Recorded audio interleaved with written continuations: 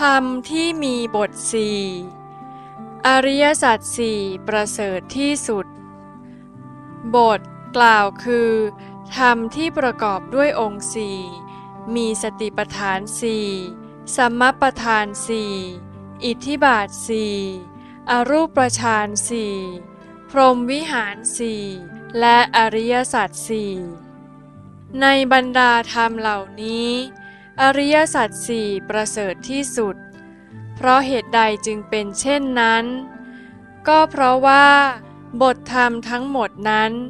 รวมลงหรือมีอยู่ในอริยสัจสี่ทั้งสิ้นอริยสัจสี่นี้ประกอบด้วย 1. ความทุกข์ 2. สาเหตุของความทุกข์ 3. ความที่ทุกข์และสาเหตุของความทุกข์ดับไป 4. วิธีการทำให้สาเหตุของความทุกข์ดับไปกล่าวคืออริยสัจสี่นี้จะมีเหตุกับผลสองคู่ได้แก่ 1. ผลทุกข์กับเหตุทุกข์คือทุกข์และสมุทัยและ